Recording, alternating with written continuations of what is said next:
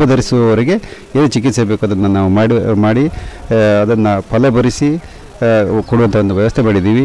ಮತ್ತು ಇದರಿಂದ ಲಾಭ ನಾನು ಒಂದು ಸಂಕ್ಷಿಪ್ತವಾಗಿ ಹೇಳಬೇಕಂದ್ರೆ, ಮೊದಲನೇದಾಗಿ ರೈತನಿಗೆ ಒಂದು ಕರ ಸಿಗುತ್ತೆ, ಅದರಿಂದ ಹಾಲು ಬರುತ್ತೆ. ಯಾವುದೇ ಒಂದು ಜಾನುವಾರು ಅನುತ್ಪಾದಕ ಇರೋದ್ರೆ ಅವರಿಗೆ ಹಿಡ್ಡಿ ಹಾಕಲಿಕ್ಕೆ ಇಷ್ಟಪಡಲ್ಲ.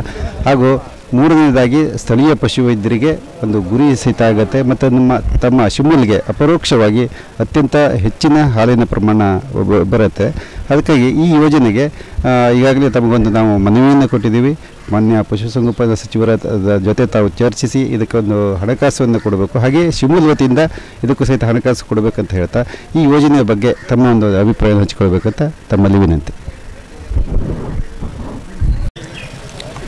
ನನ್ನ ಹೆಸರು ಡಿ ಆನಂದ್ ಅಂತ, ಶಿವಮೊಗ್ಗ, ಚಿತ್ರದುರ್ಗ, ದಾವಣಗೆರೆ 3 ಜಿಲ್ಲೆಯ ಒಕ್ಕೂಟದ ಅಧ್ಯಕ್ಷ, ಶಿವಮೊಗ್ಗ ಹಾಲು ಒಕ್ಕೂಟದ ಅಧ್ಯಕ್ಷರಾದಂಥ ಆನಂದ್ ಅವರು ಮಾತಾಡ್ತಿದ್ದೀವಿ. ಈ ದಿನ ಸೂಗೂರಿನಲ್ಲಿ ನೀವು ಬಡದನ ಮತ್ತು ಕರುಗಳ ಮಿಶ್ರ ತಳಿ ಅಭಿವೃದ್ಧಿ ಮತ್ತು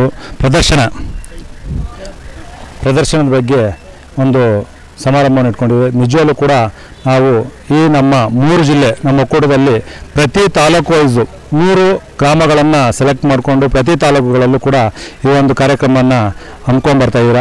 ನಿಜವಾಗ್ಲೂ ಕೂಡ ಒಂದು ಯಶಸ್ವಿ ಹೋಗ್ತಾ ಇದೆ ಅಂತ ಹೇಳೋಕ್ಕೆ ಇಷ್ಟಪಡ್ತೀನಿ. ಅದೇ ರೀತಿಯಾಗಿ ನಮ್ಮ ಶಿವಮೊಗ್ಗ ಒಕ್ಕೂಟದಿಂದ ಈ ಒಂದು ಬಡತನ ಅಭಿವೃದ್ಧಿ ಇದಕ್ಕೋಸ್ಕರ ನಾವು 10,000 ರೂಪಾಯಿಗಳನ್ನ ಪ್ರೋತ್ಸಾಹವನ್ನು ಕೊಡ್ತಾ ಇದ್ದೀವಿ ಆಲ್ರೆಡಿ. ಈ ಒಂದು ಕಾರ್ಯಕ್ರಮ ಮುಂದಿನ ದಿನಗಳಲ್ಲೂ ಒಳ್ಳೆ ವ್ಯವಸ್ಥಿತವಾಗಿ ನಡ್ಕೊಂಡು ಹೋದರೆ ದನಗಳಿಗೂ ಮತ್ತಿರ್ಗ ನಮ್ಮ ಒಂದು ಶಿವಮೊಗ್ಗ ಹಾಲು ಒಕ್ಕೂಟಕ್ಕೆ ಅಂತಲ್ಲ, ಇವತ್ತು ಕರ್ನಾಟಕ ರಾಜ್ಯಕ್ಕೇ ಅತಿ ಹೆಚ್ಚು ಹಾಲು ಉತ್ಪಾದನೆ ಮಾಡೋದಕ್ಕೆ ಒಂದು ಅನುಕೂಲ ಆಗ್ತದೆ. ಇವತ್ತು 80 ಲಕ್ಷ ಲೀಟ್ರ್ ಹಾಲು ಬರುವಂಥ ನಮ್ಮ ರಾಜ್ಯದಲ್ಲಿ 67ರಿಂದ 70 ಲಕ್ಷ ಲೀಟ್ರ್ ಹಾಲು ಬರುವಂಥ ವ್ಯವಸ್ಥೆಯಾಗಿದೆ. ಇವತ್ತು ನಮ್ಮ ಹಾಲು ಉತ್ಪಾದನೆಯಲ್ಲಿ ಇಂಡಿಯಾದಲ್ಲೇ 2ನೇ ಸ್ಥಾನದಲ್ಲಿದ್ದಂಥ ವ್ಯವಸ್ಥೆಯಲ್ಲಿ ಇವತ್ತು ಒಂದು ಕಮ್ಮಿ ಅಂದರೆ 20 ಲಕ್ಷ ಲೀಟ್ರ್ ಹಾಲು ಕಮ್ಮಿಯಾಗಿದೆ. ಈ ಮುಂದಿನ ದಿನಗಳಲ್ಲಿ ಇಂಥ ಕಾರ್ಯಕ್ರಮಗಳು ರಾಜ್ಯ ಆಗಲಿ ಕೇಂದ್ರ ಸರ್ಕಾರಗಳು ಅನುದಾನವನ್ನು ನೀಡಿದರೆ ಒಳ್ಳೆಯ ಒಂದು ವಾತಾವರಣ, ಈ ಒಂದಂಥ ಸಮಾರಂಭಗಳು ನಡೆದರೆ ಗ್ರಾಮಗಳಲ್ಲಿ ರೈತರಿಗೆ ಒಂದು ಪ್ರೋತ್ಸಾಹವನ್ನು ಕೊಟ್ಟಂಗಾಗುತ್ತೆ. ಅದೇ ರೀತಿಯಾಗಿ ಒಳ್ಳೆಯ ಕಾರ್ಯಕ್ರಮವನ್ನು ಮಾಡಿದಂಗಾಗುತ್ತೆ. ಜಾನುವಾರುಗಳಿಗೆ ಒಂದು ಅಭಿವೃದ್ಧಿಯತ್ತ ಮತ್ತು ಅಭಿವೃದ್ಧಿಯನ್ನು ಸಾಧಿಸೋದಕ್ಕೆ ರೈತರಿಗೆ ಸಹಕಾರವನ್ನು ಕೊಟ್ಟಂಗಾಗುತ್ತೆ.